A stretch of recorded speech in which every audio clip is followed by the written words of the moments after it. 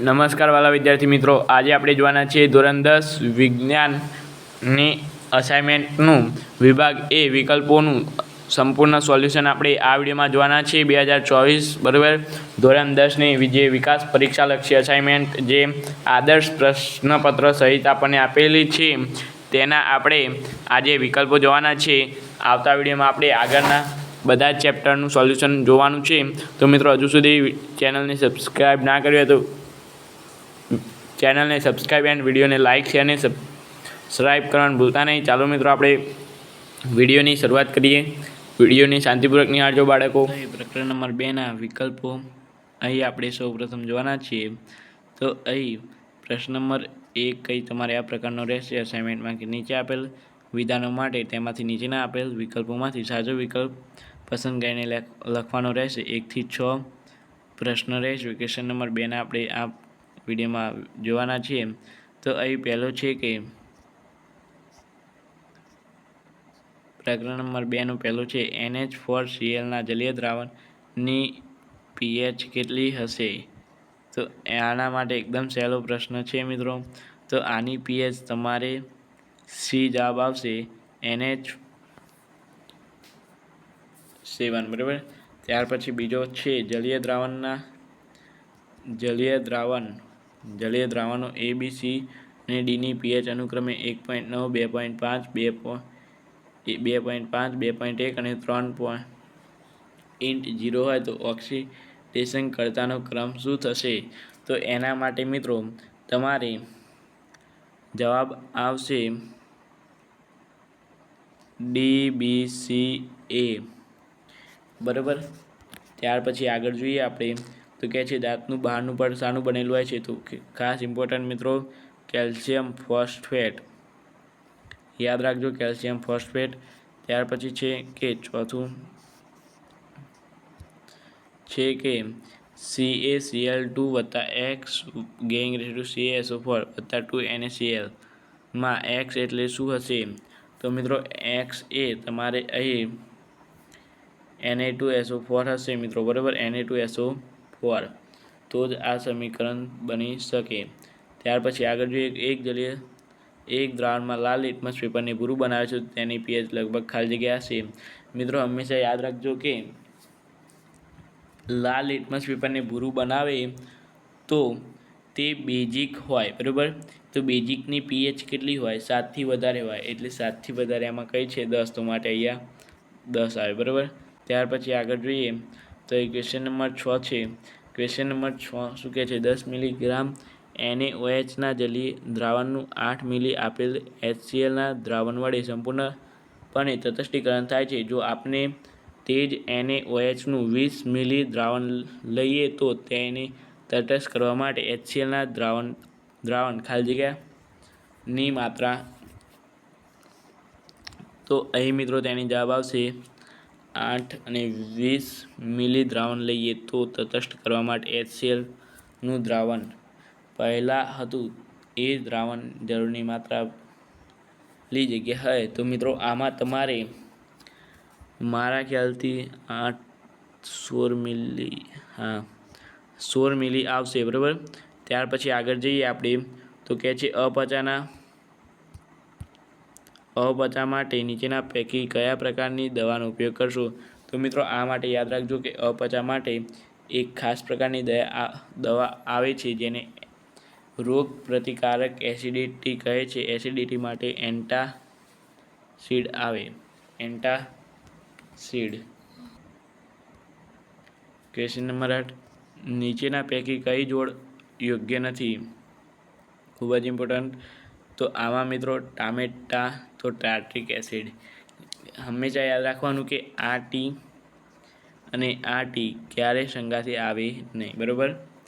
ત્યાર પછી આગળ જોઈએ તો નીચેના પૈકી કયું દ્રાવણ વધુ બેઝ છે? બેઝ હોય તો તેની pH કેટલી હોય? વધારે હોય. વધુ બેઝ હશે તો કયું હશે મિત્રો? 11.5 બરાબર. pH 11.5.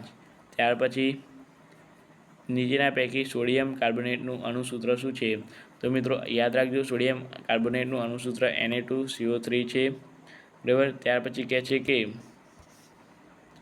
ક્ષારોના જલીય દ્રાવણની pH 7 હોય, કયા ક્ષારના જલીય દ્રાવણની pH 7 હોય? તો સોડિયમ કાર્બોનેટ, પછી K2NO3 NaHCl. તો સોડિયમ કાર્બોનેટ, હા મિત્રો આમાં સોડિયમ કાર્બોનેટ જ આવશે, બરાબર. સોડિયમ કાર્બોનેટની pH 7 કરતાં 7 જલીય દ્રાવણની pH 7 હોય. કયા ક્ષારના જલીય દ્રાવણની pH 7 હોય? સોડિયમ કાર્બોનેટના જલીય દ્રાવણની pH કેટલી હોય મિત્રો? 7 હોય. ખબર પડી ગઈ. ત્યાર પછી આપણે આગળ જોઈએ તો અહીં કહે છે તમારે કે નીચેના પૈકી કયા પદાર્થો મંદ એસિડ સાથે પ્રક્રિયા કરી કાર્બન ડાયોક્સાઇડ આપતો નથી? તો અહીં મિત્રો મારા ખ્યાલથી અહીં માર્બલ, ચૂનાનો પથ્થર, ખાવાનો સોડા ચૂનો, તો ચૂનો આવશે મિત્રો, કારણ કે ચૂનો એ મંદ એસિડ સાથે પ્રક્રિયા કરી કાર્બન ડાયોક્સાઇડ ના આપે, બરાબર. તો આ રીતે કંઈ આના જવાબો પણ અહીં આપેલા છે, તમે જોઈ શકો છો, બરાબર. 12 જવાબો પણ તમે અહીં જોઈ શકો છો. ત્યાર પછી પ્રકરણ નંબર 3. તો પ્રકરણ નંબર 3નું જોઈએ, બરાબર. એ પહેલાં વિડીયોને લાઇક, શેર અને સબસ્ક્રાઈબ કરવાનું ભૂલતા નહીં. આમાં કુલ 8 પ્રશ્નો રહેશે મારા ખ્યાલથી.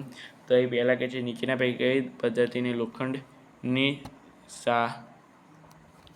અહીંયા મિત્રો એક ભૂલ થઈ લાગે છે. લોખંડને સાતળવાની, તવીને કાટ લાગવાની અથવા અટકાવવાની શકે છે. તો મિત્રો એના માટે એક ખાસ પદ્ધતિ છે જેને કહે છે ઝીંકનું સ્થળ લગાવવું, બરાબર. ત્યાર પછી છે એક તત્વ ઓક્સિજન સાથે પ્રક્રિયા કરીને ઊંચું ગલનબિંદુ ધરાવતું સંયોજક આપે છે. આ સંયોજક પાણીમાં પણ દ્રાવ્ય છે. આ તત્વ કયું હોઈ શકે? તો આ તત્વ મિત્રો કાર્બન હોઈ શકે, કેલ્શિયમ હોઈ શકે, બરાબર. કેલ્શિયમ એ ઓક્સિજન સાથે પ્રક્રિયા કરી ઊંચું ગલનબિંદુ ધરાવે છે અને સંયોજન આપે છે, અને આ સંયોજન પાણીમાં દ્રાવ્ય થાય છે, બરાબર. તો આ તત્વ છે ને આપણે કેલ્શિયમ હોઈ શકે, બીજું કાર્બન ને સિલિકોન ને એ ન હોઈ શકે, બરાબર. ત્યાર પછી આગળ જોઈએ મિત્રો આપણે હવે. તો અહીં 3જા નંબરનો પ્રશ્ન છે કે નીચેના પૈકી કઈ જોડ વિસ્થાપન પ્રક્રિયા આપે છે? તો નીચેના પૈકી કઈ જોડ NaClના દ્રાવણ અને કોપર સાથે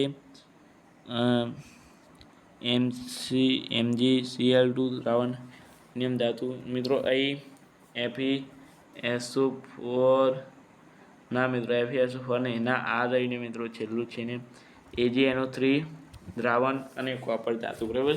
ત્યાર પછી છે નીચેના પૈકી મિશ્ર ધાતુ કઈ છે? તો નીચેના પૈકી મિશ્ર ધાતુ કઈ છે? બ્રાસ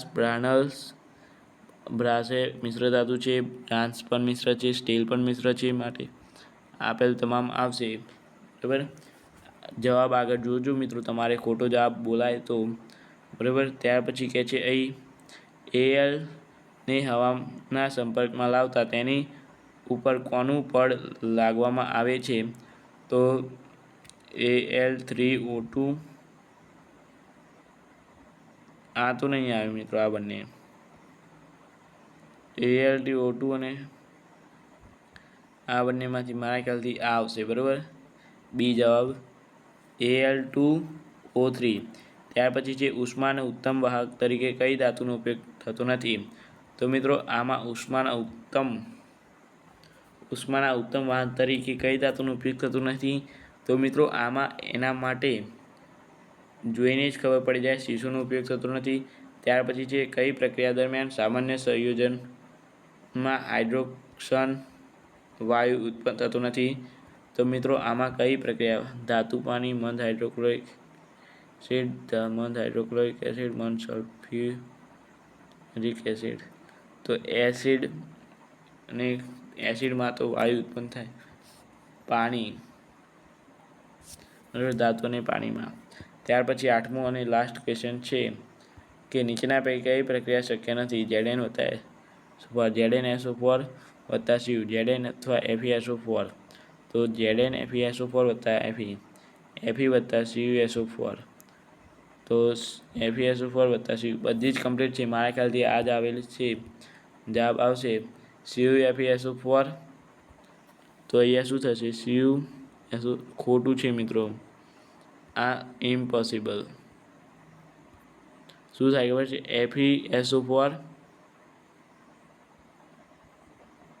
FeSO4 પ્લસ Cu થાય. બરોબર મિત્રો, ખબર પડી ગઈ? જોઈ શકો છો અહીંયા પણ જવાબ એ જ આપેલો છે, SuSO4 વત્તા એ જ છે ને? હા, બરોબર. હવે મિત્રો આપણે આગળ જોવાના છીએ બીજા પ્રશ્નો.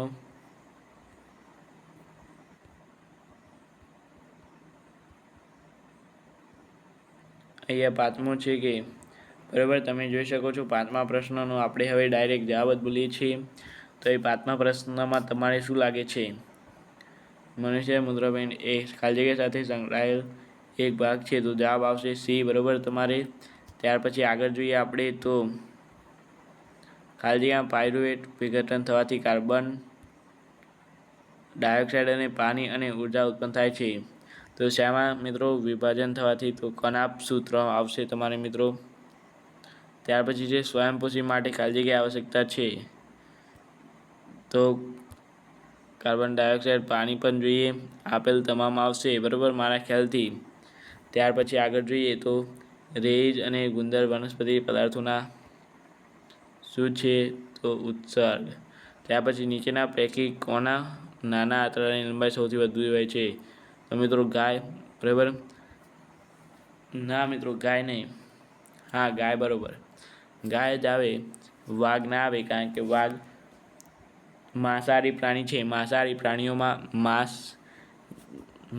પ્રાણીઓ જે હોય તેનું નાનું આંતરડાની લંબાઈ સૌથી નાની હોય, કારણ કે તે માંસ જલ્દી પચી જાય. બરાબર. અને ગાય ઘાસ ખાય. ઘાસ ખાવામાં તેને પચાવવાનું, ગુંચરાવાનું, વલોવાનું, એના માટે તેને નાના આંતરડામાં વધારે પ્રોસેસ થતી હોય છે, એટલે નાનું આંતરડું સૌથી વધારે મોટું ગાયનું હોય છે. બરાબર. ત્યાર પછી આગળ જોઈએ આપણે તો પાંચમનો અંતિમ હેતુ કયો છે? તો પાંચમનો અંતિમ હેતુ મિત્રો આમાં તમારે વહન, શોષણ, અભિશોષણ, સ્વાગિંગ. તો અહીં અભિશોષણ આવશે. બરાબર. ત્યાર પછી કહે છે મૂત્રપિંડના કયા ભાગમાંથી રુધિરના ગાળણની ક્રિયા થાય છે?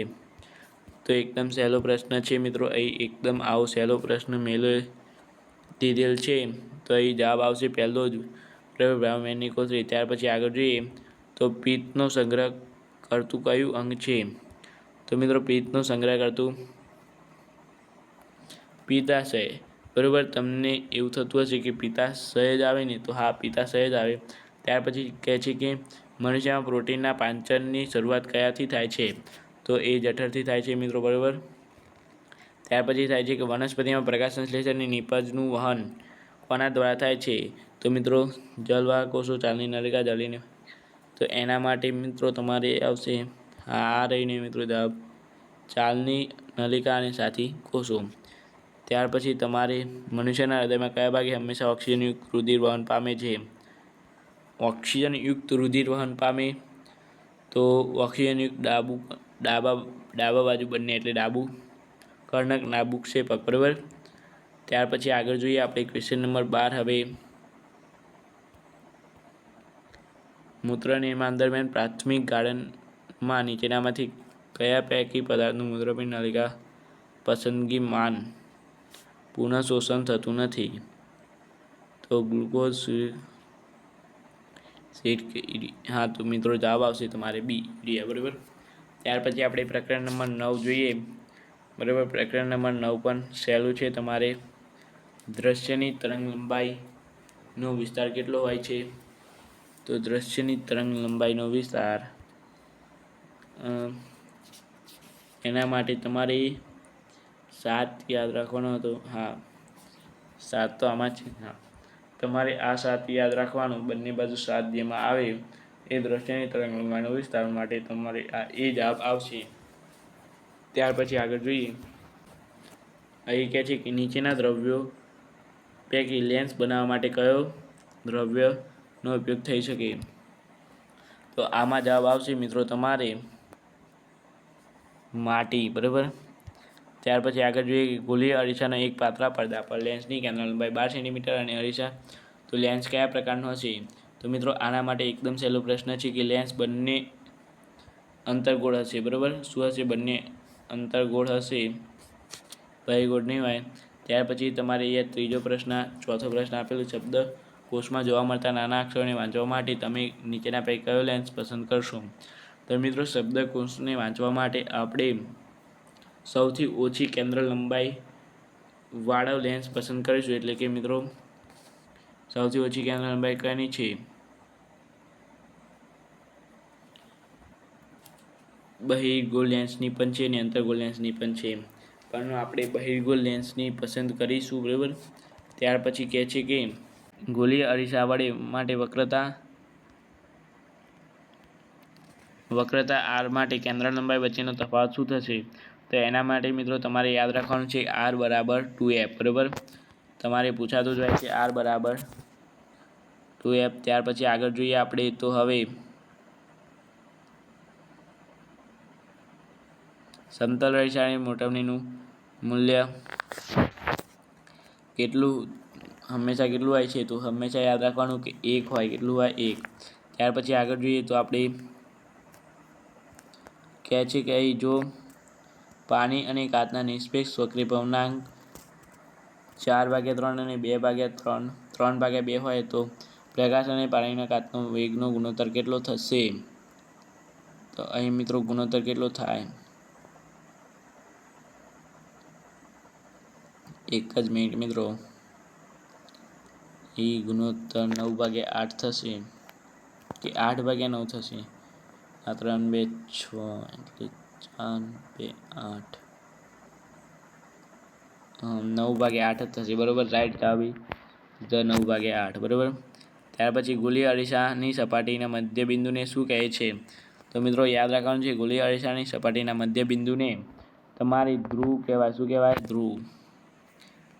જો અહીંયા પણ આપેલો છે ધ્રુવ. ત્યાર પછી પ્રકરણ નંબર 10 જોઈએ તો પ્રકરણ નંબર 10 છે આંખના લેન્સની કેન્દ્રમાં ફેરફાર કરીને આંખના વિવિધ અંતરે રાખી વસ્તુને જોઈ શકે છે. આવું ખાલી જગ્યાને લીધે બને છે. તો એના માટે તમારે સમાવેશ ક્ષમતાને યાદ રાખવાનું છે મિત્રો. સમાવેશ ક્ષમતાને કારણે થઈ શકે. ત્યાર પછી સામાન્ય દ્રષ્ટિ ધરાવતી પુખ્ત વ્યક્તિ માટે સ્પષ્ટ લઘુત્તમ અંતર આશરે ખાલી જગ્યા હોય તો મિત્રો એના માટે તમારે 25 સેન્ટીમીટર જે નજીકનું બિંદુ છે. બરાબર. આંખના લેન્સને ફેરફાર કરવાને શું કહે? આંખના લેન્સની કેન્દ્ર લંબાઈ ખાલી જગ્યા ફેરફાર કરી શકાય તો તે છે મિત્રો સિલિયરી સ્નાયુ. બરાબર. ત્યાર પછી કહે છે કે મેઘ ધનુષ્યની રચના નીચેનામાંથી પ્રકાશની કઈ ઘટના ભાગ ભજવતી નથી? મેઘ ધનુષની કઈ ઘટના ભાગ ભજવતી નથી? તો મિત્રો અહીં તમારે આવશે શોષણ ભાગ ભજવતી નથી. અને ત્યાર પછી તારાઓનું ટમટમતું દેખાવા માટે કઈ પ્રકાશીય ઘટના જવાબદાર છે? તો વાતાવરણીય વક્રીભવન.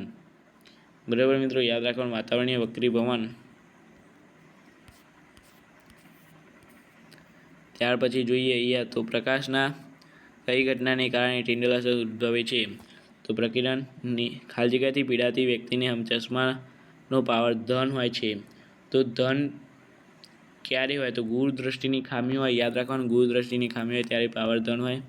બરાબર. ત્યાર પછી કે કાચના પ્રિઝમમાં કયા રંગ વેગ મહત્તમ હોય છે? તો લાલ. બરાબર. લાલ સૌથી ઉપર હોય ને જાંબલી સૌથી નીચે હોય. યાદ રાખજો. જાનેવાલા પીનાલા. જાનેવાલી પીનાલા. બરાબર. વચ્ચે લીલો હોય. ત્યાર પછી આપણે પ્રશ્ન નંબર 2 આપણે બીજા વિડીયોમાં જોવાના છે. આ વિડીયોમાં મિત્રો તમને કંઈ ખબર ના પડી હોય બરાબર તો નીચે કમેન્ટ કરજો.